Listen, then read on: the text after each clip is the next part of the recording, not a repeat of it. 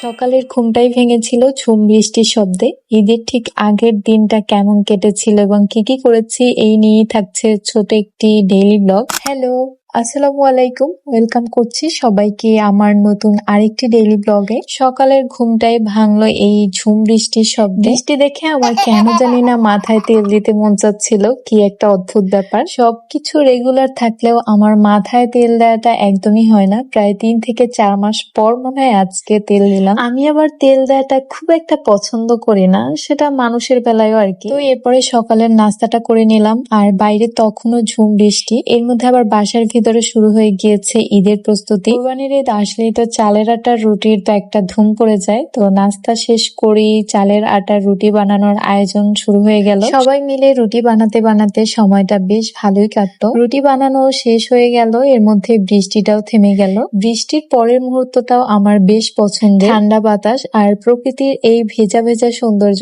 সত্যি মনটা একদম ভালো করে দেয়। আর এরকম পরিবেশে যদি গাছ থেকে টক টক কিছু পেরে খাওয়া যায় তাহলে তো এর মজাই আলাদা। তোমাদের কার কার এই করমজা পছন্দের বলো তো? তোমাদের এই করমজা খাওয়ার দাওয়াত রইল। বেশ কিছুক্ষণ এই সুন্দর প্রকৃতির মাঝে একটু হাঁটাহাঁটি করলাম, দিন চলে আসলাম ফ্রেশ হতে এন্ড একটা রিফ্রেশিং শাওয়ার নিয়ে নিলাম। যেহেতু সকালেই তেল ইউজ করেছি এজন্য শ্যাম্পু করে নিয়েছি। এই লিলির বডি ওয়াশটার কথা কি আর বলবো, এর মিষ্টি ফ্রেগ্রেন্সটা গোসলের পুরো সময়টাই আরো রিল্যাক্সিং করে তোলে। সবচেয়ে ভালো লেগেছে এটা স্কিনটা ড্রাই করে না, সুন্দরভাবে ময়শ্চারাইজড রাখে। আর রাইসের এই ফোমিং ক্লিনজারটা আমি ডেইলি স্কিন কেয়ার রুটিনেই রাখি। এটা ইউজ করলেও ফেসটা একদম ড্রাই ফিল হয় না, খুবই স্মুথ লাগে। স্কিন খুব ভালোভাবে ডিপলি ক্লিন করে আর ডেইলি ইউজে স্কিনটাও ডে বাই ডে ব্রাইট করতে হেল্প করে। এই ক্লিনজারটা ইউজ করার পর মনে হচ্ছে যে এটা থেকে বের হতে আমার একটু সময় লাগবে। খুব ভালো একটা ক্লিনজার, তোমরাও ট্রাই করতে পারো। গোসলের পরে আমার রেগুলার স্কিন কেয়ারটাও শেষ করলাম। ডাভর এই ময়শ্চারাইজারটা ইউজ করে নিয়েছি।